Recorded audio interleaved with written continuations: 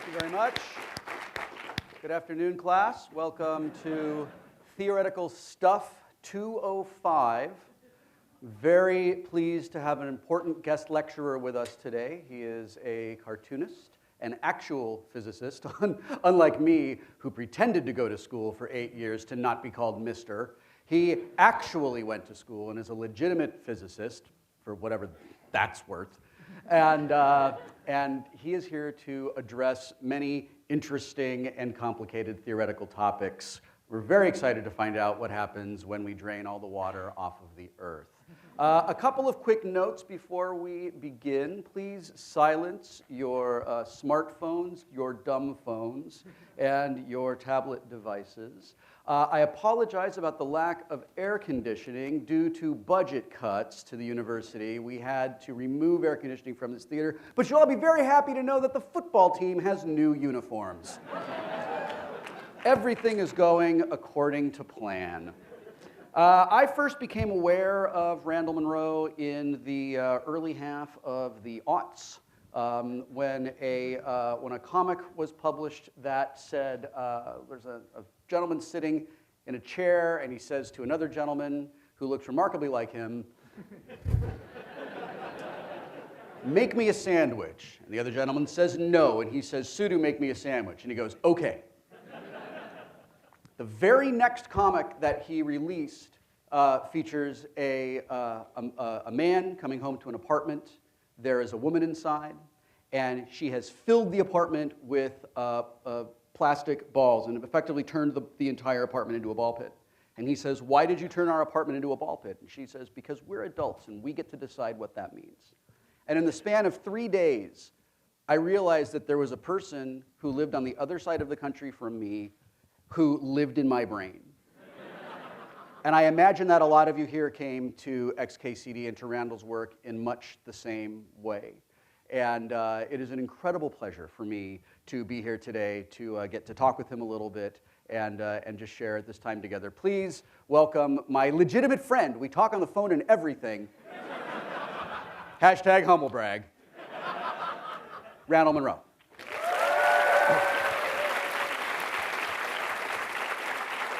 Hello. Hi. Take whichever seat pleases you.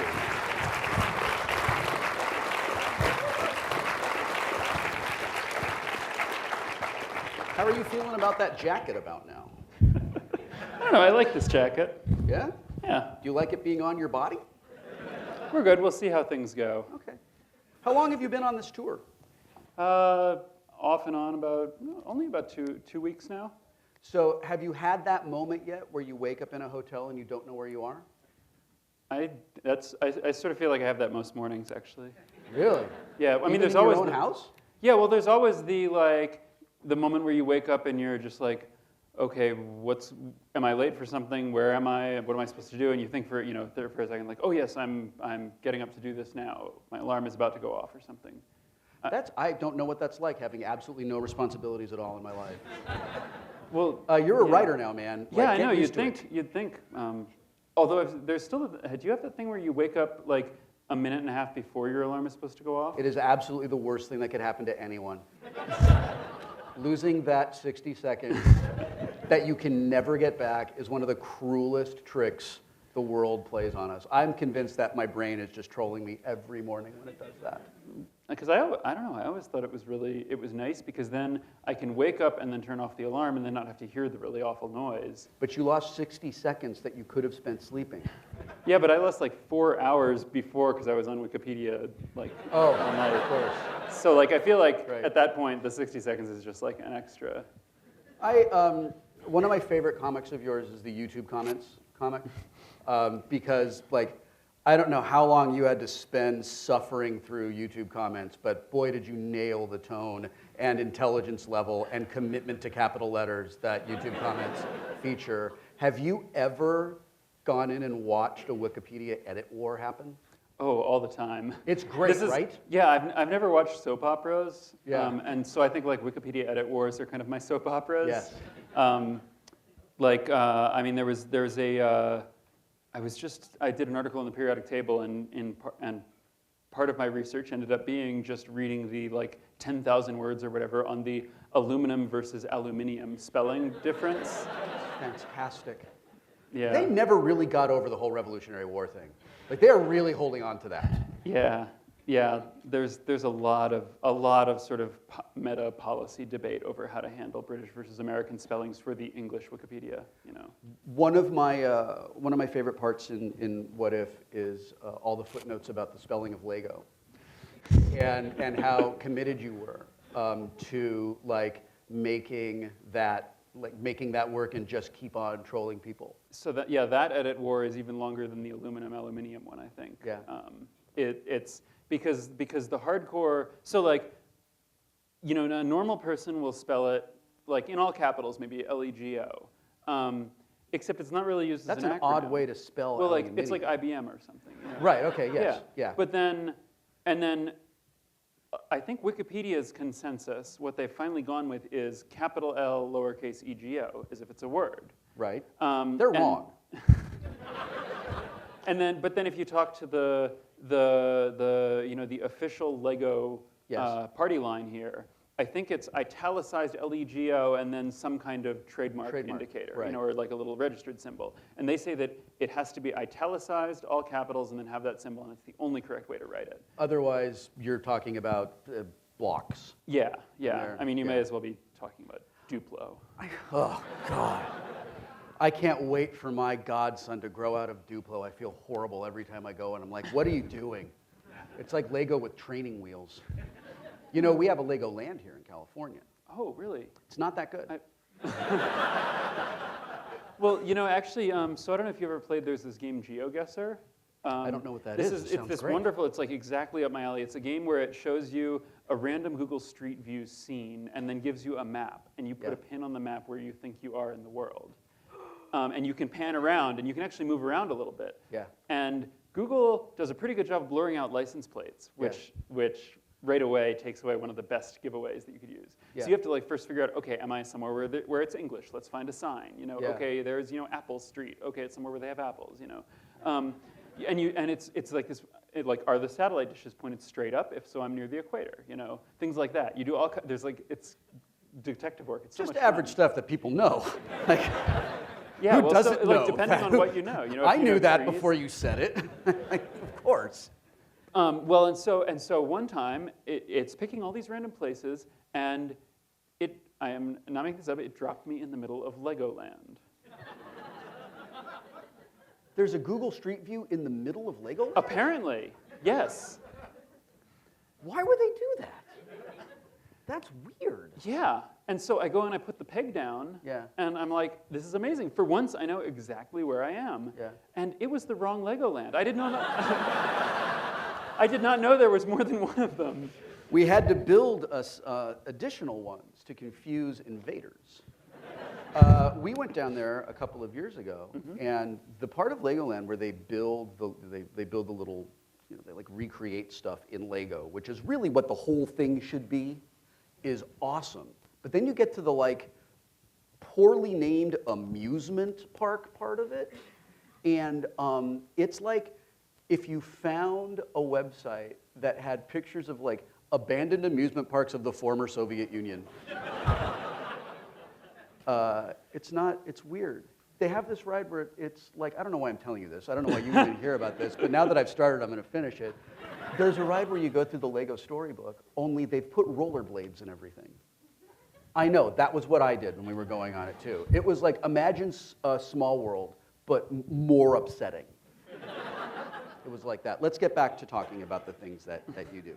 I had asked you recently if anyone had actually attempted to build the Lego bridge that you had talked about.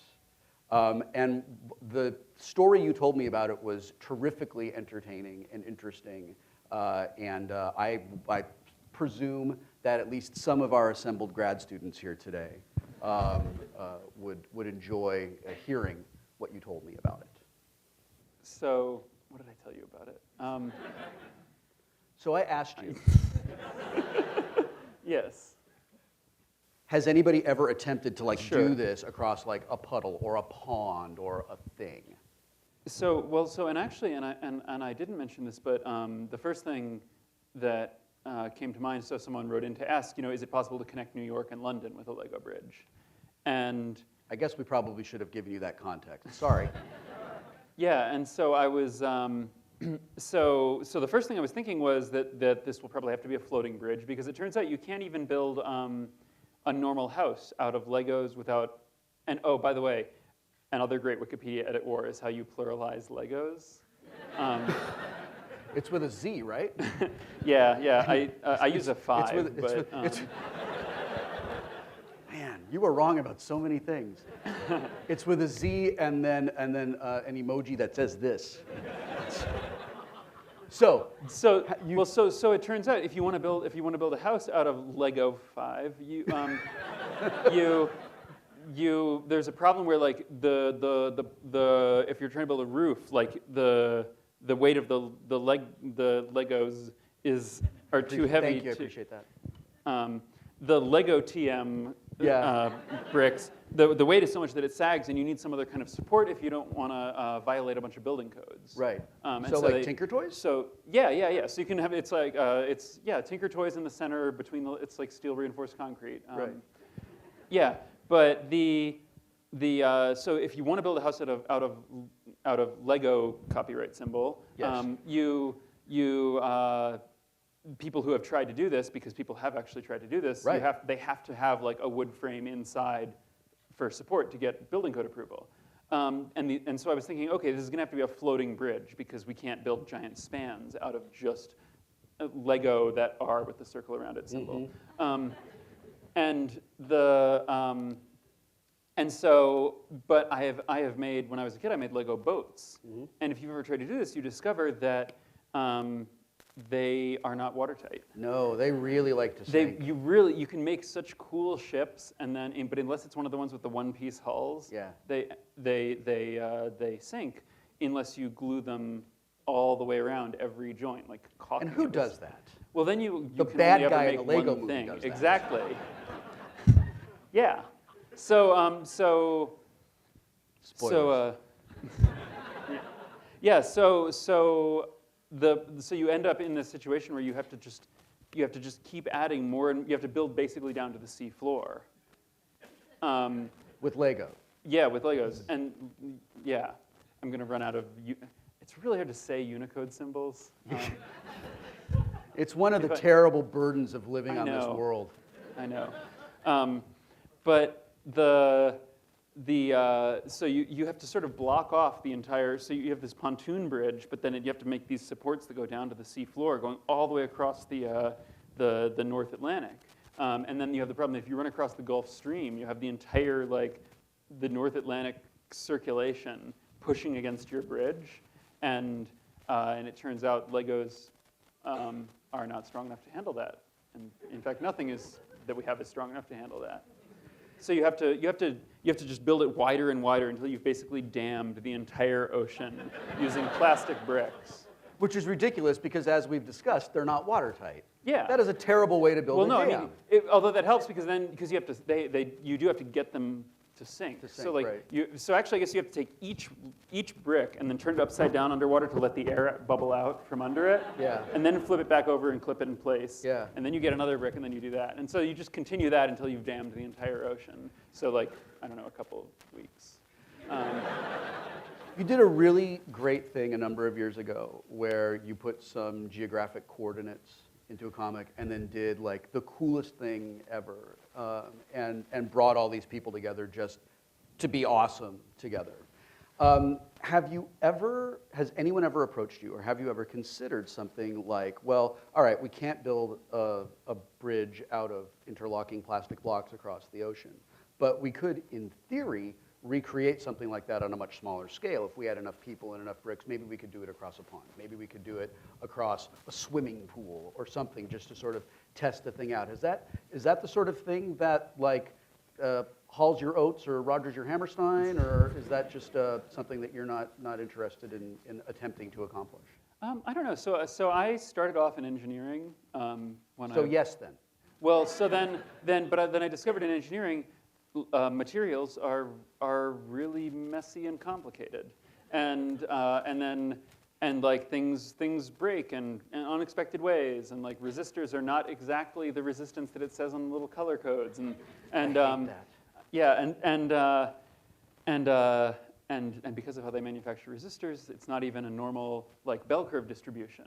It's like they give you their anyway. This is a pet peeve. We can discuss this later. No, the important point is people who make resistors are dicks. I'm with you on that. Yes. I am so on board with that. Right? Where are my engineers at? Okay. So I discovered that in physics you can just posit materials that work the way you want. Right. And so that's when I went into physics, where it's like you can just assume everything has exactly the specified blah, blah, blah. Spherical count in a vacuum. Yes. And then even then I found myself going even further into sort of in like there are still a lot of materials to keep track of, and even if they are all ideal. And so then I found myself even sort of over on the more theory side in physics, in almost into math. And so what I've sort of tried to do with What If is to like there's stuff like Mythbusters, which and I've heard a lot of science people will be sort of snobby about things like Mythbusters, all that they're not being rigorous. That's not really science. But really, I mean, the essence of science is that you're testing an idea to see if it's true. And so I really like the kinds of things Mythbusters are doing. And they and so I figure I'm going to try to tackle the kinds of things that Mythbusters cannot safely do. So like that's a surprisingly large subject considering what they do on Mythbusters. I know. And so I like picking questions where some of them will involve, if you do this, there's a decent chance that everyone in the world will die. Combining the elements on the periodic table is one of my favorites. Yeah. And like I don't actually know anything about how TV works, but I'm guessing they'll have there are legal reasons that they aren't allowed to do that. Well, it's I mean, not to distract too much from why we're all here, but being in TV is pretty great, except for the lawyers who are everywhere, and everyone is so afraid of being sued that it is. I believe that television lawyers are the reason ask forgiveness rather than beg permission, or the other way around. Put it in, fix it. You got it. You know what I mean? Yeah. Well, and when we had to do a disclaimer in the front of What If, which is magnificent. Yeah. Well, and I figured they just said, well, you do need to have some kind of a disclaimer here, which I mean, frankly, is a good idea. Yeah. Don't try to drop a piece of steak from the edge of the atmosphere, whatever you do. Actually, that one totally do that. That's going to be fine. I mean, just like clip a GoPro to it or something. Go to YouTube. Oh man, GoPro steak vid. Can you? 10. So this is this guy dropped a GoPro and a steak from the atmosphere. You won't believe what happened next. Thanks, BuzzFeed. And it's just a video of him watching the video of it happening on his GoPro, and you can't see the screen. And he's just like, well, that worked. No, and the GoPro, now because right now. So part of why I love doing What If is, there's the education and the outreach about science side of it, but really the reason that I am doing this and that I keep doing this is that when people send in the questions, I get really, really, really curious about the answers. And so right now, the first thing, like right now, I'm trying to answer your question, but in the back of my mind, I am trying to figure out whether there is a temperature at which you can cook a steak, but the GoPro will not melt. Right. And if not, can you make it so it will fly steak first with the GoPro behind it? Because it's the compression of the air in front, the RAM, where you've got the stagnation. So the highest temperature is right at the center of the leading edge of the steak. So if the GoPro is right in the lee of the steak, right, it can. So you would need a material that would affix the GoPro to the steak, but you need that material to survive the heat. Well, so it can go through it can go into the back of the steak. Right. So the GoPro can clip on, but then you need a fin or something to keep it pointed downward. So it's basically like a giant arrow with a stake Right. instead of the arrowhead, Yeah. and the GoPro mounted. Why aren't we doing this? And now at this, actually, so come to think of it, now at this point, now that it's an arrow and it's falling and it's not tumbling, which is what a stake would do normally, you've got a much higher terminal velocity. Yes. And now I realize the lawyers might actually be right. But I knew you'd eventually get there.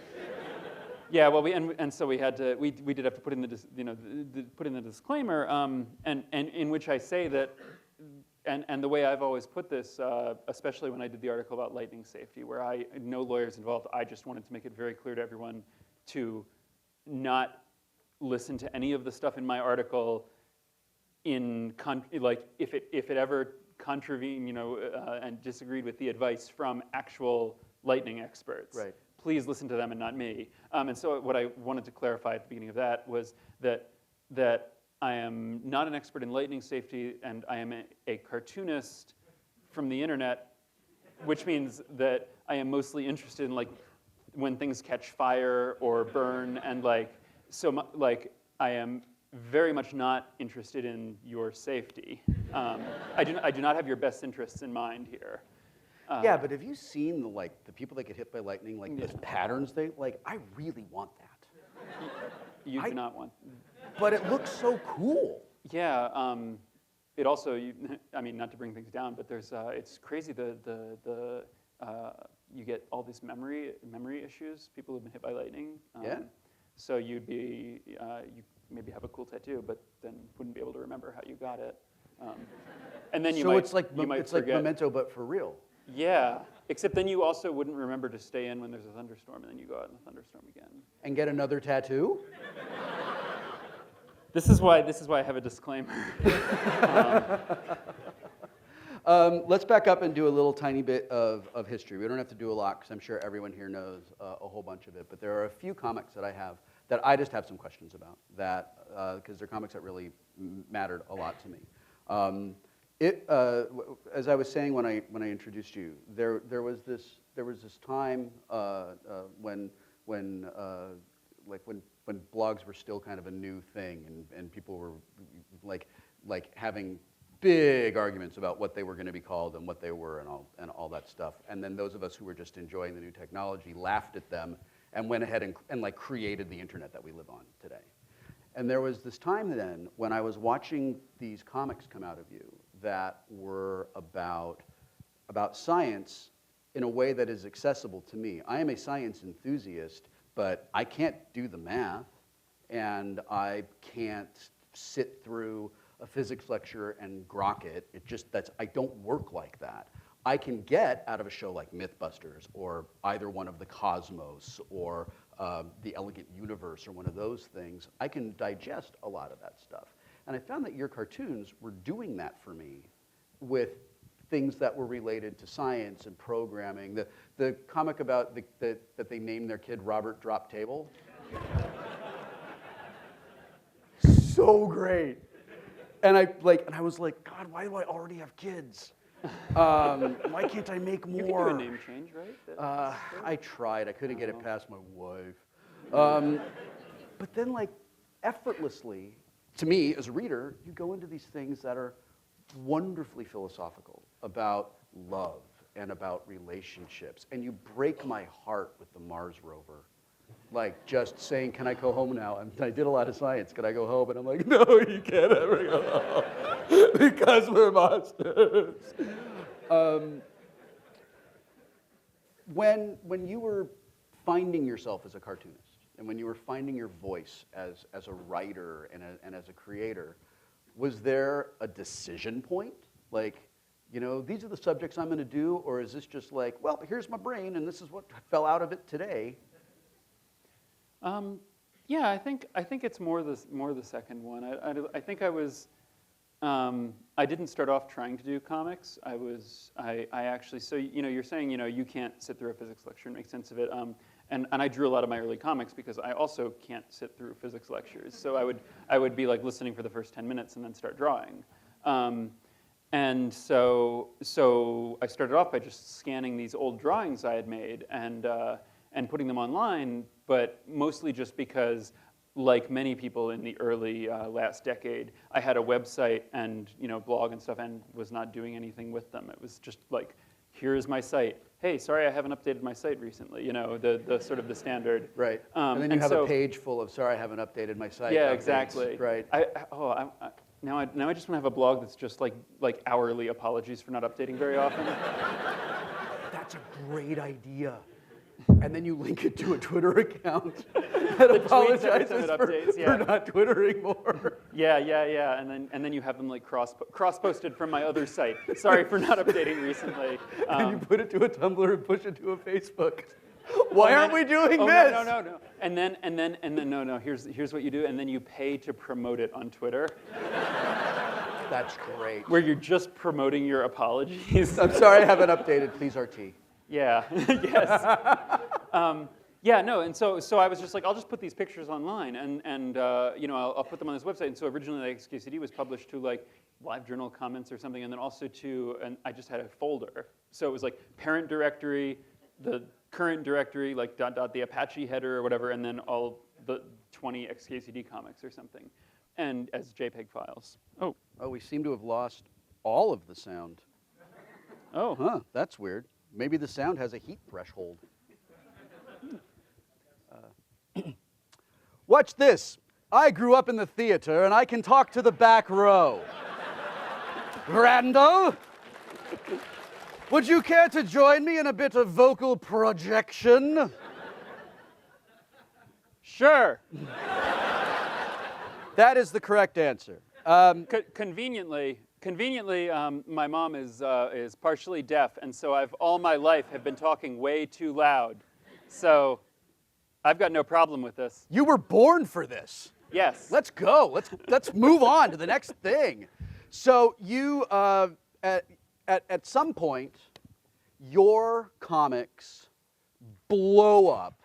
And I think I found you through, I think Cory Doctorow is who led me to you. It was either Cory Doctorow or Fark or something like that. Yeah, Cory Doctorow is the one, he's where that all got started. Because when it was just folders on my website, someone was like, hey, I found one of these JPEGs in your website that I really liked, and I sent it to my friend, and he wants to put it up on his blog, Boing Boing, and is that all right? And at that point, the website was hosted on a Celeron, a Pentium 1 of some kind that was at my mom's house back in Virginia on a cable modem under the table in the kitchen. And so and someone said, oh yeah, I'm gonna put it up on this website that gets 250,000 visitors every day. Will your site be okay handling that? And so I had like 2 hours in which I suddenly had to find professional web hosting. That's such a weird moment, right? Yeah. Because I was doing everything myself forever, and I was like, up to my elbows in the VI editor over Telnet and all that stuff, and then one day it's like, no, I can't do this anymore. I need a person who like does this, because now what I'm doing instead of being creative is keeping the server alive, and I didn't want to be a server alive guy. So you put Cory in one of your comics. Yeah. I don't know if he's ever quite forgiven me for that. So Cory and I are really good friends, and Cory thinks it's awesome that you did that. And in fact, it's one of the things he holds over me, because he's like, hey, so when have you been in XKCD and an iconic thing? And I'm like, it's still never, Cory. It's still never. Here's what's going on here, which is a long time ago, someone had a picture of Cory Doctorow that they showed me, where he had some, I think they were like MiG aviator goggles, and it got stuck in my head that I think it was just something like, hey, try these on, and he was like, okay, I'm signing, and so they had he had the goggles on in this picture, and that was the only picture of him I'd seen, and so I got this idea he wears goggles everywhere, and so But he does. Yeah, well, so the problem with putting sort of real people in my comics is that I am not very good at drawing. So I need a distinguishing feature, like a weird hairstyle or a hat or or goggles, and you look normal. I So have I don't know how a to draw beard, you. man. It is hard to put those on stick figures because they I just know. have round heads. So it's just no matter how you trim it or draw it, it's like it ends up as a neck beard. Yeah. Like no matter how like That's incredibly deep neatly- and philosophical, right? I mean, really, Oh, like yeah, eventually yeah. everything, the odds of things approaching neckbeard become one. I also draw stick figures. I draw in the style of The Binding of Isaac, and it is really hard to put beards on those guys. So I never get to be in my own comics, which is kind of a bummer. There's this, time goes on, and XKCD becomes part of the pop culture landscape of the internet. A couple of really wonderful books come out that are collections, and there is this moment, and I suspect that it's similar to what happened with bloggers. There just came this time where old media stopped trying to treat us like we were kids with a lemonade stand, and realized that we were actually living in the future that they were terrified of coming into. And we were like legitimized alongside magazine writers and authors and newspapers, people like that, right? Same thing happens to webcomics. It stops being this thing where like, oh, well, you can't be in a syndicate. Well, maybe I don't want to be in a syndicate. And it becomes this choice, right? That's like, this is what I'm going to do. And you did a couple of comics in the last year that could only exist in the medium that you work in. You did Click and Drag, which I still haven't finished, because I don't, it's one of those things where like, I don't want it to end.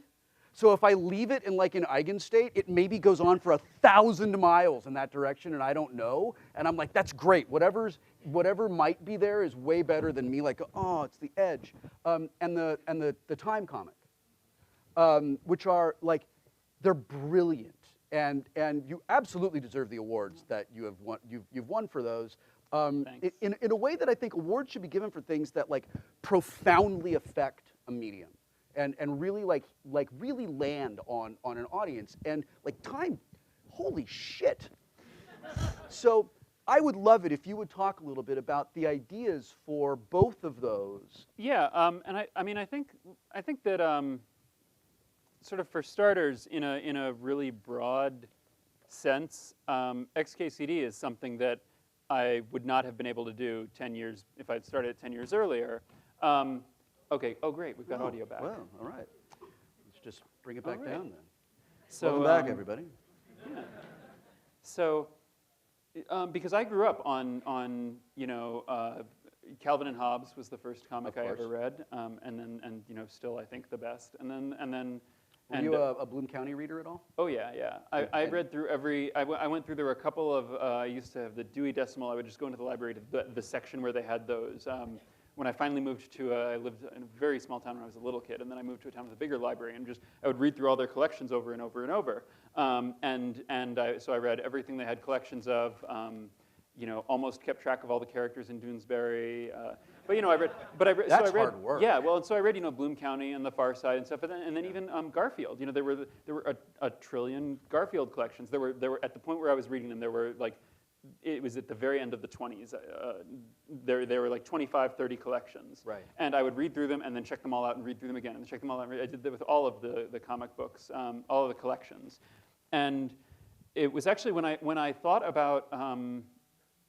And when I thought about when I had the idea when I put a set of coordinates in one of my comics, because I was thinking like, hey, if you put a time and date, I bet people would go there.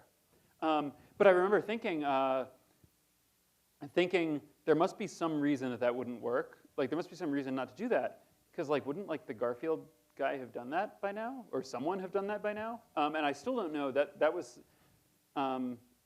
And that's not really a new media thing, actually. It's just, I think it's just a weird idea that, but I don't know why. I guess maybe it was the lawyers, because there wasn't a permit from the city or anything to have everyone gather there. But what they were doing, if you're going to get into the newspapers, it was really tough. You had to appeal to a large percentage of the newspaper audience. And then when the internet came along, you could suddenly make something that like appealed to a more sort of like narrower demographic of one kind or another. And so there's been a whole lot of different comics that have sprung up just aimed at like, here's a comic for like, biology things, here's a comic for PhD students, here's a comic for people who are into this or that, or music or history, And I think like even bigger than any of the sort of specific things you can do with panels, that are almost more mechanical. I think that's been like the biggest change. And that's the reason that it's so much, I think it's just like so much, it's such a better world for people who are doing this kind of stuff now. So where does the idea come from to do click and drag? I mean, in general, the where does idea X come from is the question I feel like I've never heard anyone who had a good answer from that. There's did you ever read the book Haroun and the Sea of Stories? It was a Salman Rushdie children's book. It was. Wait. I think we all just have to stop for a second and let that existence kind of wash over us a little bit. Okay, continue. Well, I mean, and so this is actually the only thing of his. This is the only way I was familiar with him for a long time. I understood that he's not known for anything else.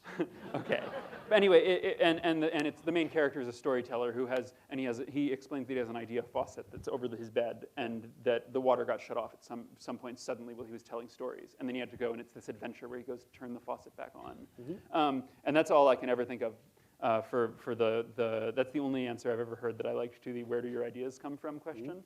But specifically the comics you're talking about, there's one thing that I sort of kept on coming back to is just excitement at how the world is so much bigger than it seems at first, and how life is sort of a series of discovering that the world is bigger than your yard, and it's bigger than your neighborhood, and it's bigger than your house, and it's bigger than the few people you know, and it's big, and it's just like too big to wrap your brain around, and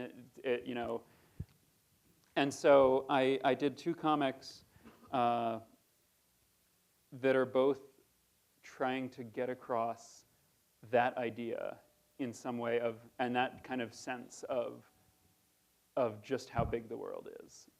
And one of them was click and drag, where I always liked exploring Google. When you zoom way in on Google Maps and you find a river or something, and then you're like, I'm going to follow that river, and you drag. Yeah. And that sense of exploring, and you're like, okay, I'm kind of lost now because I tried to go from this river to that river, and I'm in the woods somewhere in Canada, dragging. And you could zoom out, but that's cheating. So you want to and you're like, if I keep going this way, I've got to hit a road. And so I like. You managed to get yourself lost and experience the terror of being lost in the woods without ever leaving your desk. Yeah. Yeah, and so that's awesome. Great. What's actually better is I have actually had that experience of being lost on my phone while also lost in a different woods in real life. Because I'm like, oh, this woods is really cool. I wonder if it's as wide as that woods I was, where I went walking when I was younger. Oh, I'm going to look at that woods on Google Maps. And then I start exploring that, and I'm like, oh man, this is really cool. I am exploring the woods on my phone while exploring the middle of the woods here. And then I like try to figure out a way to get a little avatar in a game who can then get a phone out and then like explore in the game. I just think it's great that you can get a signal in the woods. Yeah. I would like to know how you managed to accomplish that, and when we can turn our bodies into cell phone antennas. Don't answer that. I don't want to know. The other end of that, like the other extreme of that, was when you hypersimplified the upgoer. Which I liked, and then you did the I forget what you called the comic you drew for Jonathan Joe Coker's Crazy. Oh yeah. And you named the boat and drew some kind of a big water house that lots of people can go in. Yeah. Do you think you'll do something like that? Would you? I'm asking you as a fan now. Would you do something like that for something else that's extraordinarily complicated? Because it was really entertaining to me when you did that. I want you to change whatever your plans are explicitly to entertain me. Can we finish this thing first? Yes. Okay, cool. Sure. But then no, that's fine. Okay. Yeah, we can do that. Yeah. So What If comes up recently, And have you heard the audio version of it? It's amazing. Oh, who reads it? Some guy, I don't know, but he does a great job with it. He didn't get paid enough, I'm fairly confident of that, because he's like really good. And did a great job, I think, of really translating something. He sounded something. like he had a beard. If only there was a way to draw them. I know. Jeff Jacks drew a beard. I'm just saying. Jeff gets mad at me when I'm like, draw me Yellingbird. And he's like, no, I do that when I don't have ideas. I'm like, but I love it. Gets to turn off the idea faucet. No. Yeah. When did What If, how did that come around? Was that like you wanted to explore things a little more in depth than you were doing in comics? Or was it just one of those, yeah, I wonder what would happen if blah, blah, blah? It was, so it actually got started when MIT has this program where you can teach a class on a weekend to a bunch of high school students. And anyone can go and teach a class if they're really interested in just whatever they are interested in. And I had some friends who taught, one friend who taught a class on operating system design, another friend who taught a class on root beer tasting. And students sign up, and it's this cool program. It was MIT's Splash program, and they got a bunch of sister programs all over the place. And so I decided to teach. I had been thinking about, I had been reading about like the physics of energy, and I thought that would be a really cool topic for a class because energy is a thing which, from a physics point of view, is a really interesting and kind of slippery concept. And it's not. It's mathematically interesting. And so I wanted to explain why I thought it was interesting, and in a way because I felt like all the explanations I had gotten had not quite nailed that. Mm-hmm. It took me a long time to really get to where I felt like, okay, I get this now. And so I taught a class. A bunch of students signed up, and so I taught this class, and I had a bunch of props that were things with various amounts of stored energy in them, like a bunch of batteries and cookies, and and I had a table of those. But I started with like the standard physics lecture, and I tried to make it like the physics lecture that I would have liked, that I thought was really got the important parts, But I've never done a physics lecture, and so like. And the class is like 2 hours, 2.5 hours or something. And so like an hour in, I could tell that the students were not like 100% with me, and because I have been that student so many times, so I recognize the expression, They were drawing the early stages of a webcomic? Yes. Yeah. Yeah. Exactly. And so I was like, okay, well, I guess physics lectures are harder than they look. Okay, but then at one point I was explaining the idea of potential energy and lifting. How if you lift an object up and down, lifting it up you have to do work, and then the object has potential energy, and then when it drops, it no longer has that energy, but it gains speed or something. And so I used as an example. I talked about the scene in The Empire Strikes Back where Yoda lifts an X-wing out of the swamp on Dagobah. I am familiar with it.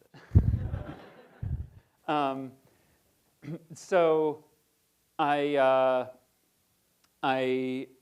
said, so for example, let's use this as our example and figure out how much energy Yoda has to be expending there through the Force, because he's lifting this using force, using the Force, and he's lifting at a distance, and if you integrate force over distance, that's energy, and so it, you can figure out how much energy has Yoda expended. And I started running through the math, and I was like, oh, first we need to know how much the X-wing weighs, which I did remember. I think it was 16 meters. I had a very intense Star Wars Expanded Universe phase in high school, so I have all of those data books. Oh wow. Yeah, and my mom tried to raise me on Star Trek. Yeah. But I think like ultimately she decided like I will not force my children to be raised in my belief system. So she just would show us both, and we. I'm sorry for your loss. But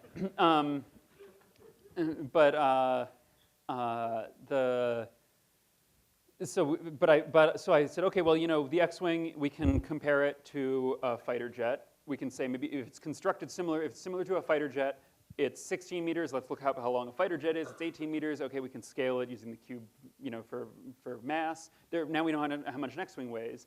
And then one of the students like piped up with like, oh, okay, and then we can use the landing leg to figure out how tall it is or something, because it lifts past him, and then he walks, and in A New Hope, he walks past the X-wing, and you can see how.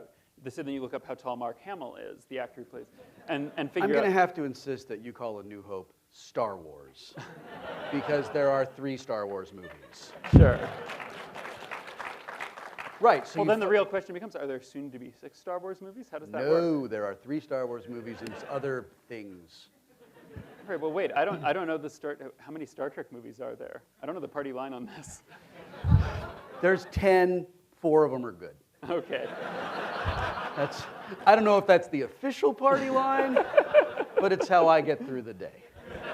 I see Ted is grabbing my attention because we're getting to where we're going to need to take questions from the audience. So finish this and we'll take questions from the audience. The key thing here was the students then started sort of running ahead of me, and like I noticed they were not drawing webcomics anymore. They were paying, they jumped ahead. Like, can you use this to figure out how much energy how does that compare to like other energy expenditures, like Sauron's eye exploding, in the end of Lord of the Rings, when it knocks down? And I was like, oh hey, we can use overpressure.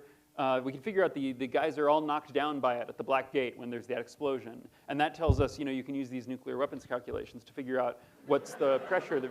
And they were then like solving these, they were like suddenly like running ahead of me and solving things. And like they were really interested. And I realized it wasn't that the equations we were doing were any different from the original ones. It was just that the answers were something that we cared about or like that was interesting, Right. And I realized that's the thing that was really missing in like all of my physics, for me, like, it would be like a ball rolling down an inclined plane. How fast is it going? And I don't really care, Right. But then, like, if it's like, okay, you're Indiana Jones, here comes the thing rolling toward you. In fact, look at Indiana Jones in this movie. Could he have run fast enough? It's rolling down this much of a slope, Was that a glitch, or could he really conceivably have made it out away from the giant rolling boulder? And like I feel like that just makes the equation so much more interesting, because it's like, okay, I see why I want to know these, I really wish that you had been a math teacher for me in high school. And I'm not making a joke. I'm deadly serious. My math teachers taught us that we had, you have to know this. Why? Because the book says. And it was super boring to me, where I was like, but I want to be making up stories and all that sort of thing. And it wasn't until I was in 10th grade that my tutor on the set of Star Trek was trying to drag me into algebra. And I shut down. I can't do this. I don't get it. And she said, look, you like to solve puzzles. You love puzzles. And I was like, yeah, puzzles are great. So what?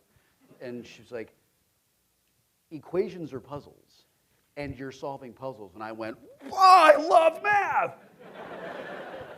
And it was great, because she made it relevant. And what you're talking about with how you engaged these students, and what ended up leading to What If, is making abstract concepts, if not totally relevant, at least interesting and entertaining, so that we want to know how fast does that thing roll. And then someday, you actually take that. It's like that great Simpsons thing where they're playing miniature golf, and Bart goes, I can't believe you found a practical use for geometry. That's wonderful, and I want you to talk to teachers. I want teachers to listen to you, and I want teachers to embrace that. I mean, there's lots of amazing teachers in the world. Yeah, and I don't want to go too far out here, because I mean, teaching has a lot of constraints that I don't have.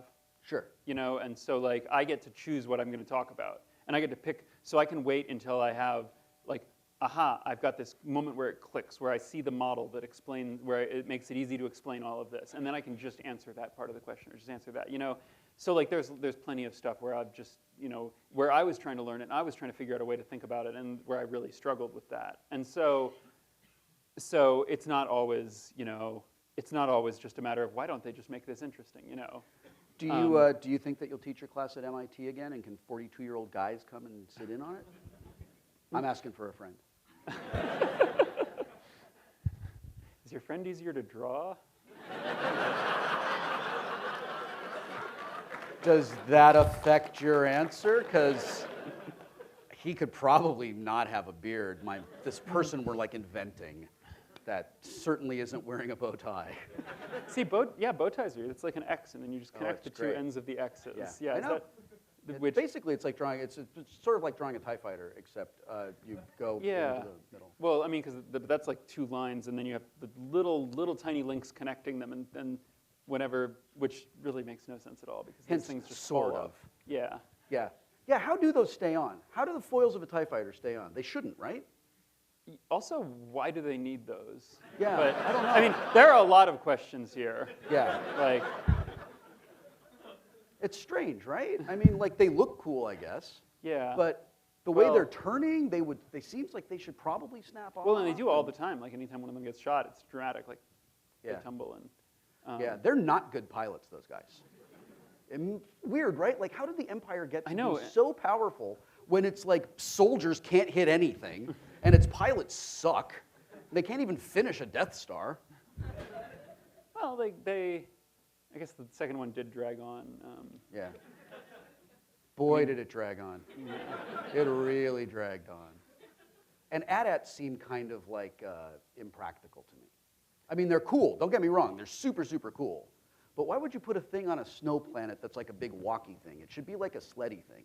Yeah, I mean, well, you know what I do respect that is like if what I respect is if they had whenever they have something like that where it's like a really impractical looking but kind of cool vehicle or weapon or thing, you know, like the Spider in Wild Wild West or whatever, where you're like, you know, okay, this is fun to watch, but like, you know, if they're going into battle, you have these questions of like, why don't they just like put a rope around its legs and then it can't walk? And I really like that is actually what they did. Yeah. You know, oh, okay. You know, so I like the consistency there at least. Maybe the Empire just has a lot of hubris because no one really stood up to them for a long time. I don't know. Darth Vader doesn't seem like the, you know, grandiose hubris type, right? The Emperor? No, not really. No. Actually, they're very soft-spoken now that I think of it. You want to bring us those questions, Ted? Okay, first question. And we'll take some from the audience as well, but we'll run through some of these. Which would be easier to fight off, Wolverines the size of spiders or spiders the size of Wolverines?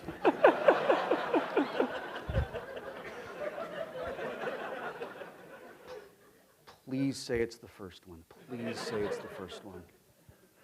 I don't like spiders even a little bit. They really bother me. If there's a world where spiders can fly, that's the worst thing I can imagine. I don't even like to look at Australia on a map. So, Wolverines the size of spiders? I'm going to make this better for you, and then way worse. Great. So I would say the spiders. I would say the spider the size of Wolverines because. So here the thing with spiders is, as far as I understand it, they don't have muscles that like to move their limbs the way we do. There's a fluid of some kind that they pump in and out of the limbs to like flex, to like extend them and shrink them. And like this only works on a really small scale. Yeah. So like a large spider would not be able to chase you because it's using this limb mechanism that only works for little spiders. So it would be sort of so you'd be okay. You know, you'd be fine. You can just like walk away or kick it or something. Yeah. But at the Here same comes time, the but. I knew there was a but. I could feel you leaning up to the but. At the same time, I was thinking like, oh, this will be really reassuring to him. And then I imagined a spider that couldn't quite walk. So it was just like spasming. And I had to confront it. And that even seemed almost worse. So.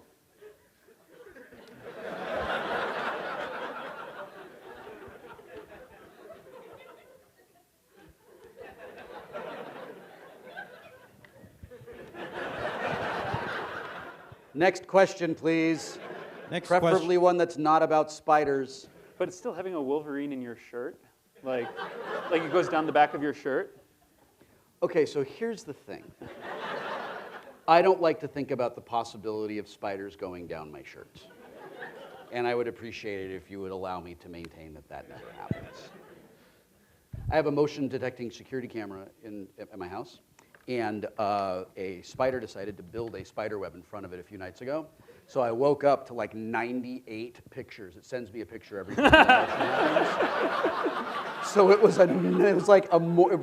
So I put them all together into an animated GIF of the spider like just going like that, and luckily it's sort of like blown out because it's real close, so I can't tell what it is. It's just a thing making a thing. So like that was kind of cool. I'm gonna hook up your webcam to a Twitter account that then also updates with spider pictures, and then your No, because then then a I was blog. like, because then like about 2/3 of the way through the night, the spider just disappears, yeah. right? Which makes me think, terrific. It's out there somewhere. It's coming into the house. I'm still thinking about the Twitter account that this thing would have, like, where it'll like cross-post to Twitter and to its everything, where it's just the picture of it making the web, and then it can like do words in it, sort of Charlotte's Web style. So like a spider spends the whole night like writing out, "Sorry, I haven't updated recently."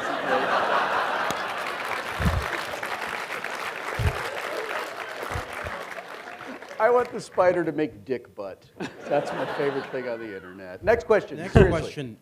Are there any what-if questions where if you'd had a strong intuition in advance what the answer would be, but the actual solution turned out completely different from how you expected? Did we?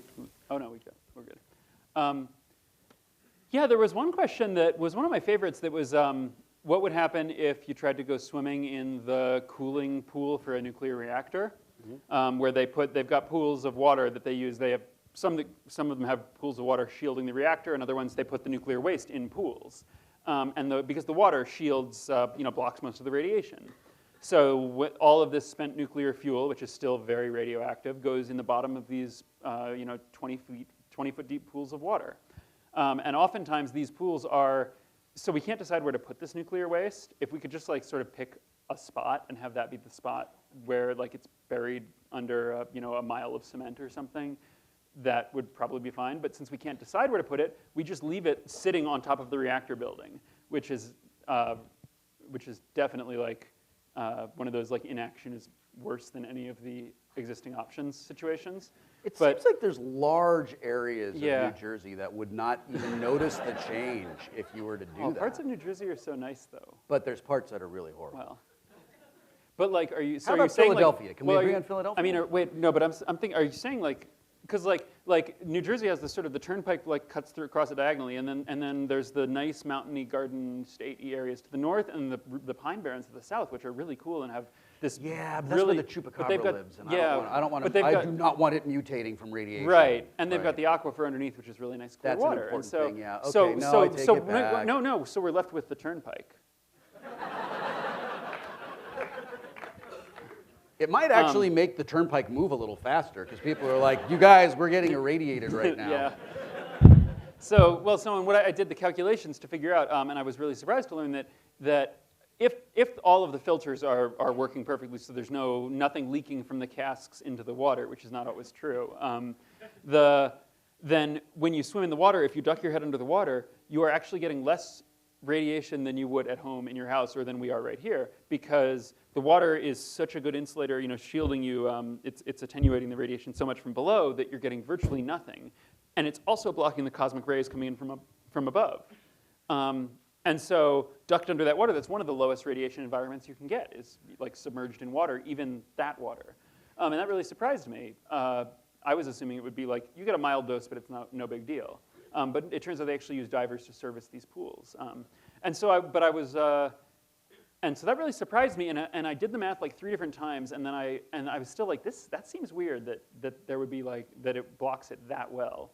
And so I called a guy I know who works at a nuclear reactor. And I said, hey, I've got this question I'm working on where I've done a bunch of calculations, but I want to check my answer with you. What would happen if I tried to swim in the cooling pool at your reactor? And he said, if you did that, you would die pretty quickly before you got to the water from getting shot. And then that was and I was like, oh right. Also, there's that. Security guards, more deadly than radiation. Next question. What is the most interesting fact that you think of that surprisingly few people are aware of? So I actually have a whole text file that's like basically what you just said, .text. Like really surprising and interesting facts. And there have been various forum threads about this, and that when they do a kidney transplant, they leave the old kidney in. They just put in the new one next to it, which surprised me.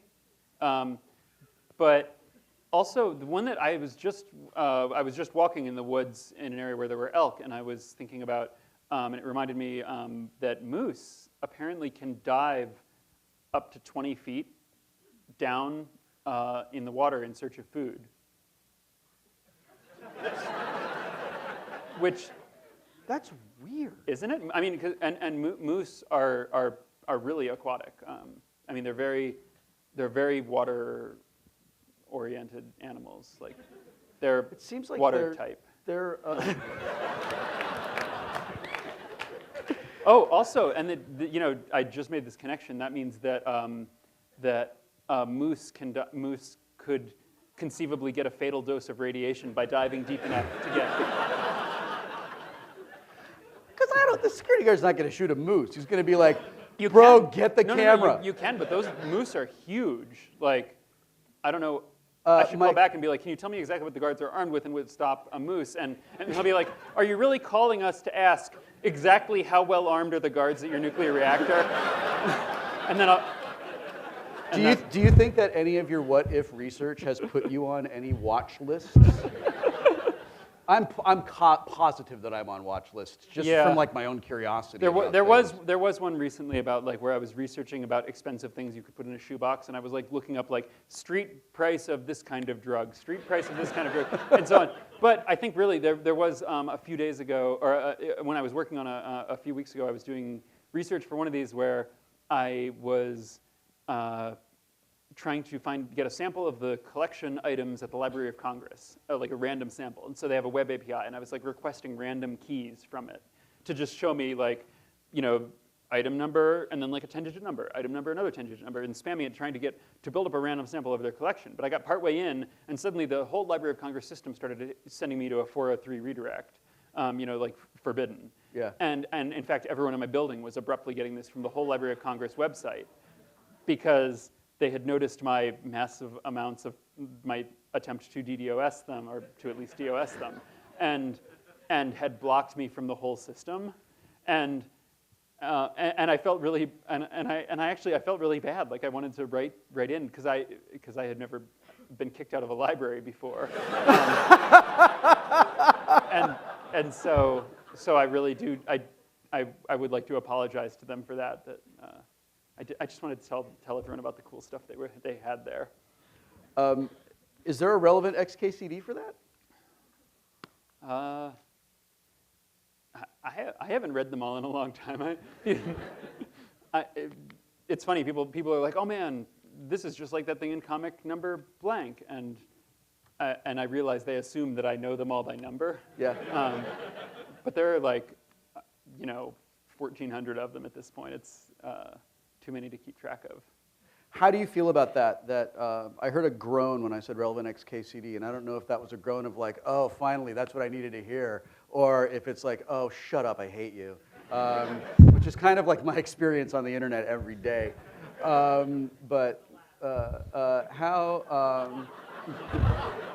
See, this is why we don't read comments.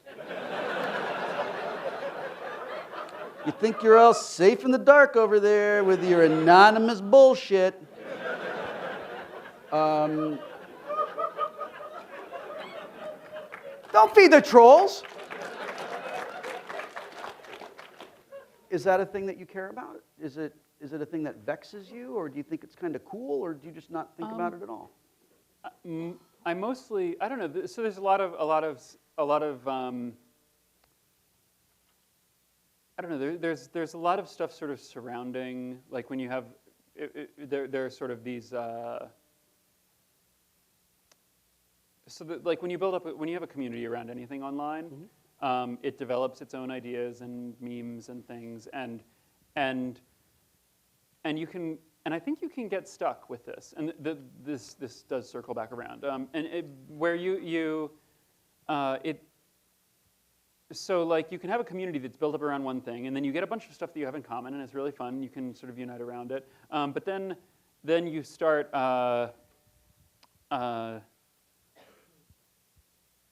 selecting, like your community becomes about whatever those arbitrary things that you've collected around are. And then people who are not as excited about like the particular ones that you've grabbed onto, even if they like the overall thing, feel like less like, oh, this is stuff that I'm into.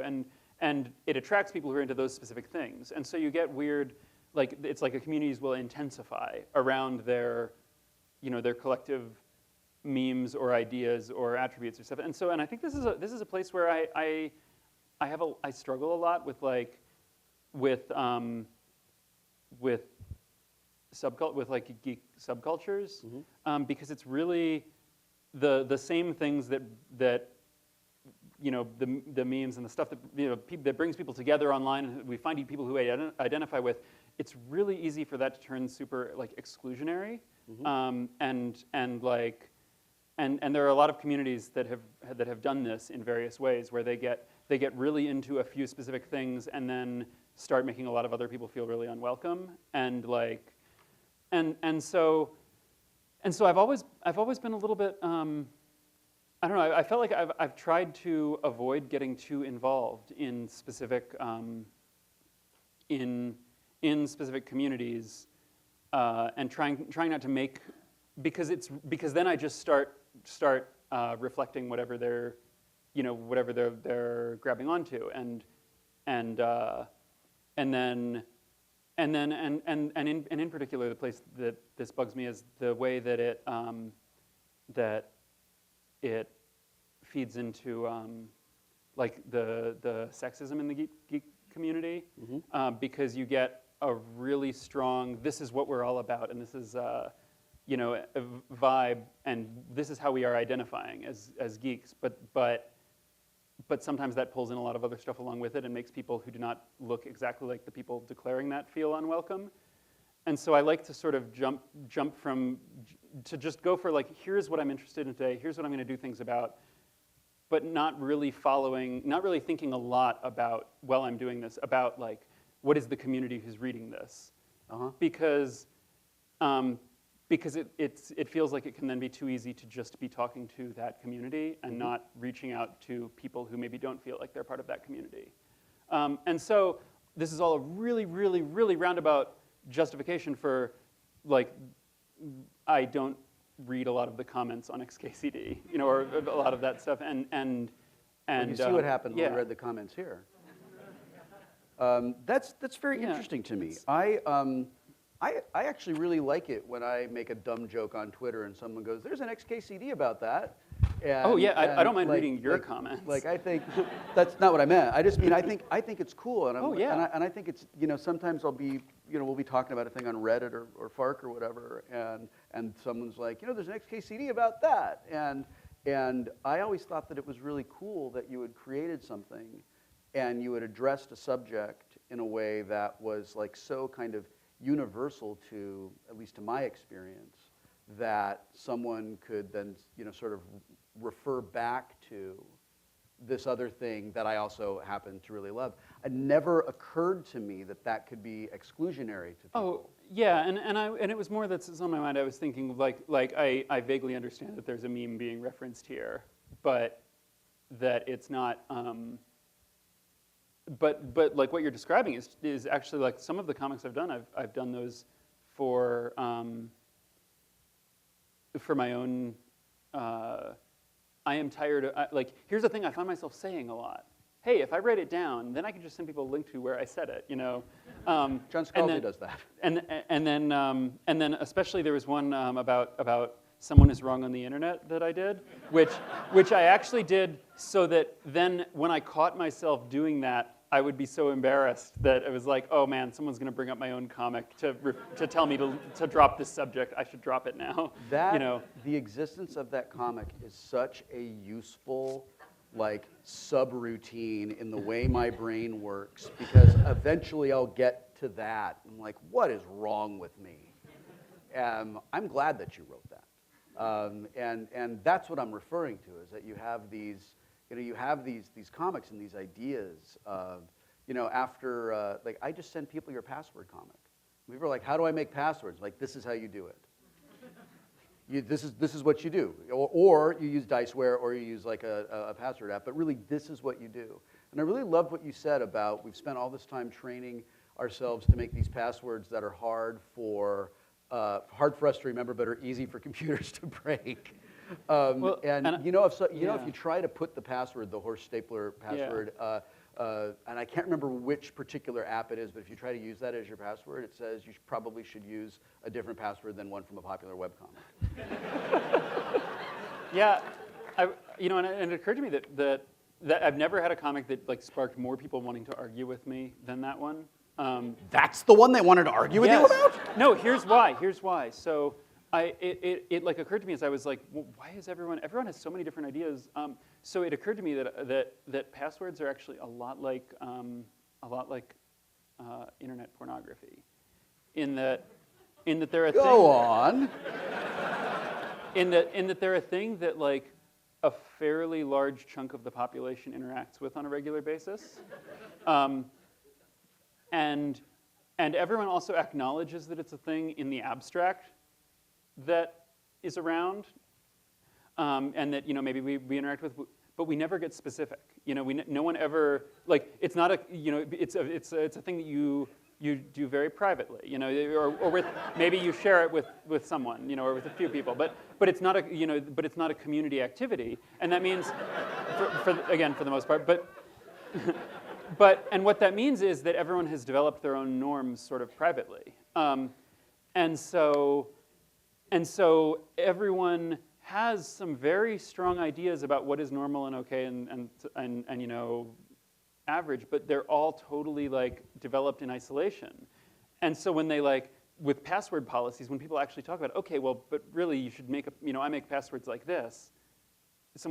Everyone else is like, whoa, wait, that's totally not secure. This is how you figure out what a secure password is. And like everyone, and it's crazy how much everyone's just talking past each other because everyone's just so private about how they write passwords.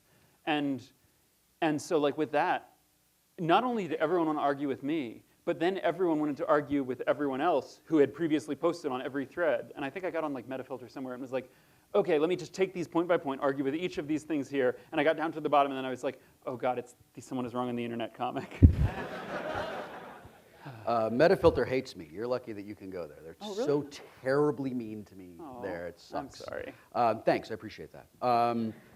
It seems weird that people would get angry about passwords. Well, like that's, yeah. I mean, I guess I should stop being surprised at the things people get like raging all caps angry about. That's one of those things that I think we found on the internet is that a person who's like, I don't really decide, whatever, it's either like, okay, I agree with that, next, or, but this guy, next.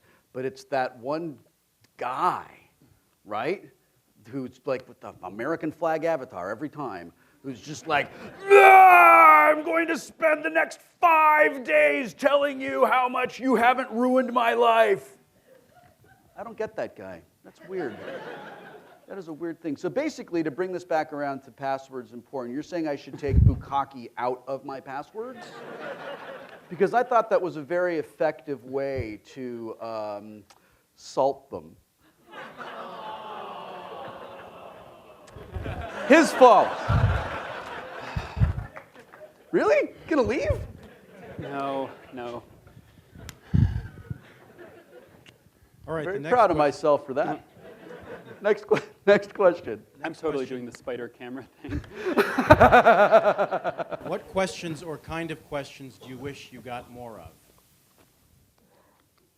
of? I really like getting questions from little kids because, and not because I like teaching kids about science or anything. I mean, that's nice, but because adults try really hard to be clever in their questions. And they'll be like, okay, what if this were going at near the speed of light, but we've altered the laws of physics so you can do X, and so mass is like 100 times more, and then it collides with this thing, and then this, and they like try to set up a scenario, and then you have all of the world's population gathered in a circle around it or something. They'll get very specific and like. And by the way, your password's wrong.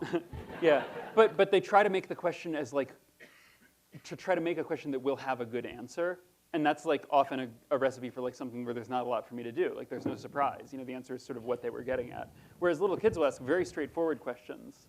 Excuse me, my phone decided that now is when it was going to try to make its escape. You stupid phone, I heard you. Hit the ground. God, try harder. Yeah. But yeah, little kids will just ask very simple questions like, I want to build a 1 billion-story building. What if I do that? And like, then it turns out there's a whole bunch of interesting stuff you can talk about in response. So I find some of my favorite questions are just dumb questions little kids ask that their parents send me. You can't build it out of Lego, right? Nope. Okay. I'm smart. Next. Next question. Randall, how much do you plan on writing off on your taxes for research purposes this year?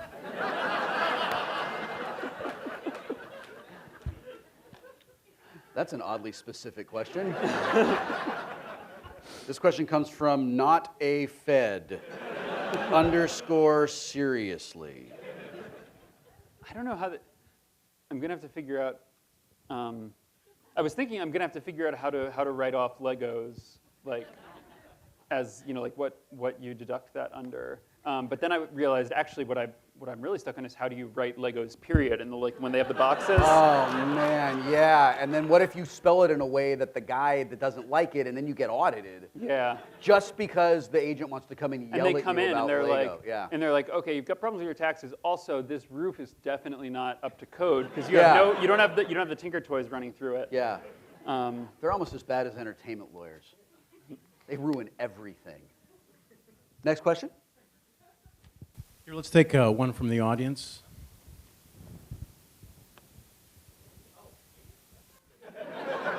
I swear to God, if you're the troll guy. I'm really sorry to break your heart here, but it is me. Son of a bitch! And This is exactly how the internet is not supposed to work. All right, go ahead, sir. I'm an ambassador from the internet. I'm here to ask the official Reddit question. Would you rather fight a single horse-sized duck? Really? And you booed me about relevant XKCD? Nice meme. Downvote. All right, wait. I've got my answer to this. I want to Okay. see So this is a horse-sized duck, a horse-sized duck or a bunch of duck-sized horses. Yes. And can I have them fight the spider-sized Wolverine and a bunch of Wolverine-sized spiders? Yes. What's the answer to that, internet?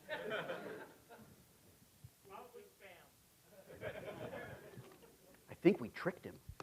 I think we confused him. Would they fight? Who would win in that fight?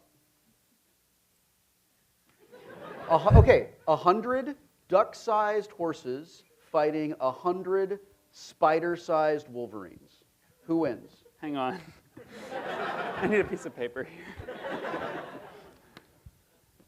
Because now we've got, the combinatorics here are like expanding rapidly. Because we've got like 4 different animals with sizes. So. All right, you know what? I'm submitting a question to What If when I get home. Right. And we'll work it out when we have a little bit more time. Because this is going to be like, we're going to have like 16 different armies of animal size combinations here. I guess I'll tell you what, the tabletop gamer in me is really into this. I can see like an epic battle at Gen Con happening surrounding this. Next question? And the final question is, what if humans had the dog's sense of smell? What does society look like then?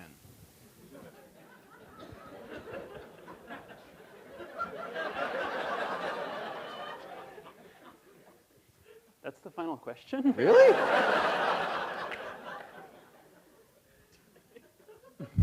Somebody on here had their hand up. But yeah, you, go. Go ahead.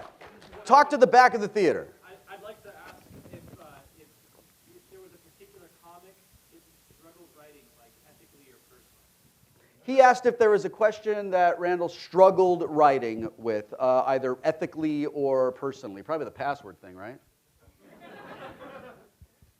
Nah, I mean with the password system, the whole password system period is so broken that like you can't do anything to make it worse. That's not so bad. There are a couple of comics that I did. Let's see. There's I don't know. I've done a couple of comics that were about stuff I was going through, where I was really trying to nail, like, there was something I was actually, where I felt strongly about this, and I wanted to get it across to see if other people felt strongly too. Mhm. Because a lot of the time I,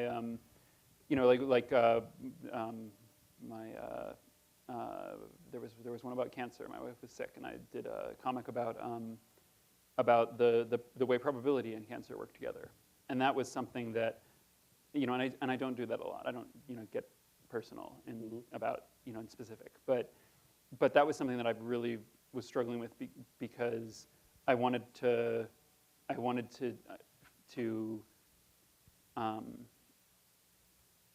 make that okay I knew that this was an experience that not only was hard for me, but was really hard for other people, and I wanted to make sure that it was that it wouldn't hurt anyone's feelings, or that it wouldn't be painful for anyone, but. Because a lot of the time when I do these comics, there'll be about things that I feel very strongly about, but I had no idea that anyone else felt strongly about them. I think for a long time, the comic that I had gotten the most mail about was one about when you're sitting behind another car and you notice that your blinkers are almost in sync. Right, and then the guy wants to hang out. Yeah, and I had this idea, and so I did this comic about a guy like noticing the blinkers are in sync and like jumping out and like going up to the other driver and being like, "Hey, I just noticed so our turn signals are in sync, and usually there's they're not quite in sync, and so they go in and out. But I've been watching for the whole minute we've been stopped here, and there's no beat frequency at all. It's like exactly synced, and so like, do you want to hang out later or something?" And you have a blank panel that's between Yeah. the last one and that where they're just looking at each other. Yeah, and so I think sometimes I had no idea that this was actually a common experience, and so I wasn't at all even thinking about, hey, this is gonna, maybe this will touch a nerve. Were people saying this happens all the time, dummy, or that's never happened, dummy? Mostly people wrote in and said, and this was pretty early on, so people mostly wrote in and said, "Aha! I thought I was the only one who noticed that," or something. And so many people wrote in, and so now and then I've had people say that like the really nice thing you were saying at the beginning about how you liked XKCD because. It showed you like there's someone else out there who is thinking about who like is bothered by this stuff or thinks about this stuff or like likes this stuff or whatever, the same as me, and it makes and people wrote in, and after even like that comic, like I got so much mail. People were like, "Hey, I feel like there's someone else who looks at the world like me, and it's really nice to know that there's like one other person out there, and for me that's been like I think the best thing about this entire career has been that for me Nothing. Nice try, phone. What's been wonderful for me is that it's been like that, except instead of learning that there is one person out there who also thinks about these things, I get to learn that there are a lot of people out there, and that's been really nice. So thank you for that.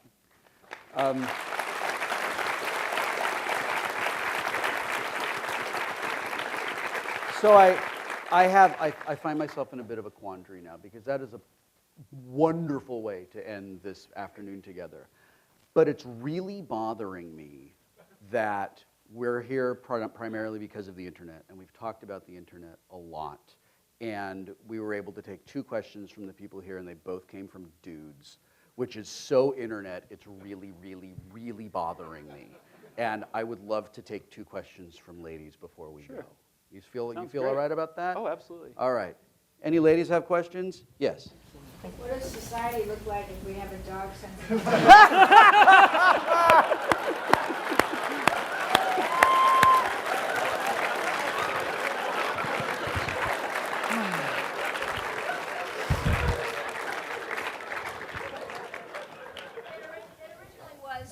if we had a dog's sense of smell as a human, and there was a piece of bacon burning, or cooking actually, probably cooking, how far away could we smell that? And I don't think this is something you're going to do off the top of your head, though. Yeah. that you're right about that. I have no. I do know.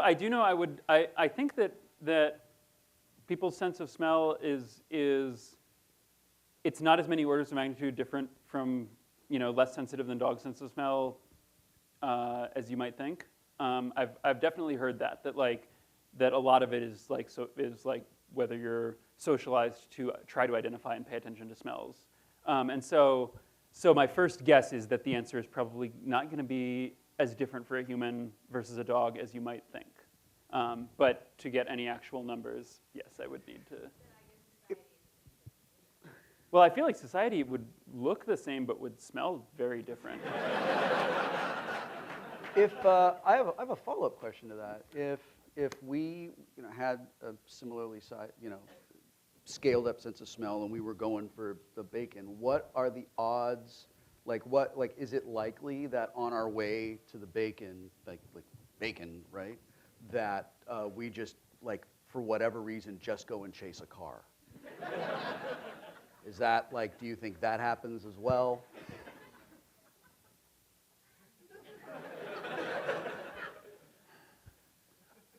So we have the bacon here. Yeah. And you're here, but Yeah. with the dog sense of smell. Yeah. And so there's the car over here. Yeah. But then over here is another car, and over here is a dog with a human sense of smell. Yeah. And then over here is the spider that's the size of the Oh, Wolverine. come on, man! And over here is the Wolverine the size. We were. And in the middle is There was going to be bacon. This was going to be great. No, it's a nightmare. And in the middle is a giant trampoline. Yeah. Okay. Oh no. Okay. I'm Yeah. back in. I'm back in. Actually, this is as far as I've gotten. I'm just arranging all these things in a giant circle, Yeah. and then overhead we've got your security camera watching with the spiders Yeah. and the. Do you find that I found that trampolines get less fun as I get older? They kind of hurt. Well, I think trampolines get less fun the more aware you are of how many things can go wrong with your back. Sure. Yeah. But I don't know. So at one point, after doing a comic about this subject, I built a ball pit in my house, one of those McDonald's style, plastic ball pits. Yes. And it was way more fun than I thought it was than I was expecting, and it was way more fun than it ever was when I was a kid. So yes, I don't know. I think sometimes that stuff can work out. Would you look to that side of the theater and tell my wife that we should have a ball pit at Castle Wheaton? Do you own your place? Because we did not get our security deposit back. Well, yeah, we own it, but I feel like you've just made it really unlikely that she's going to say yes. Let's take one more question, and then we'll be finished. Yes. Hello? Hi. Hi. Yeah. There, I'm pointing at you.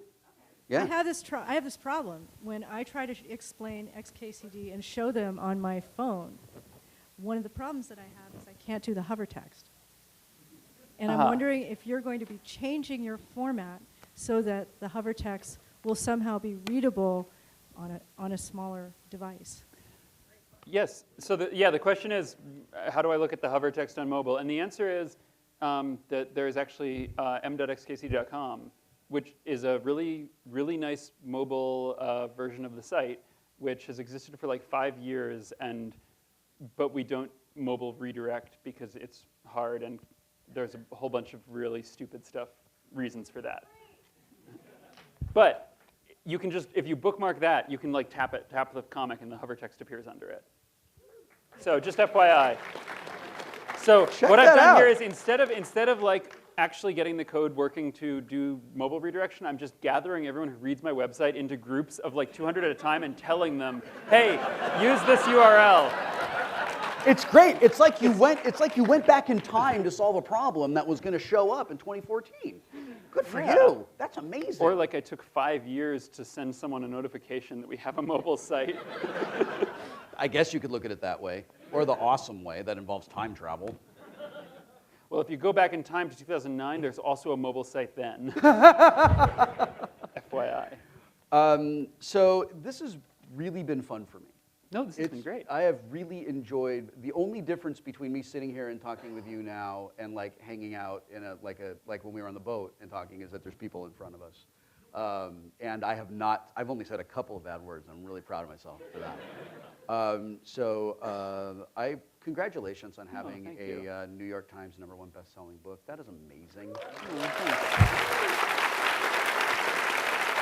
thanks. And just thank you for your contributions to our culture. You know? Thank you. Seriously. Yeah, I sort of infamously said being a nerd is not about what you love, it's about the way you love it. And one of the things that I've gotten out of XKCD, regardless of the subject matter, is that we seem to love things in the same way. And that's where I get that wonderful sense of there's somebody else that, that has this particular flavor of nerd affliction that I have. And I really love it. And thank you for having me read your audiobook. It was a thank you. phenomenal experience for me. I really, really loved it. And class, before I dismiss you, I'd like you to please thank our guest lecturer. Oh.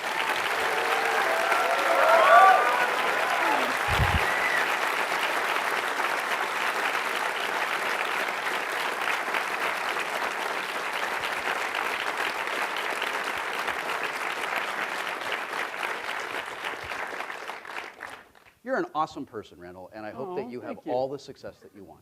Oh, thank you. And thanks for doing this today. Thank you. Thank you so much. Yeah, this was easy. No, for this me. has been great. Thanks a lot for Yeah. coming out, everyone.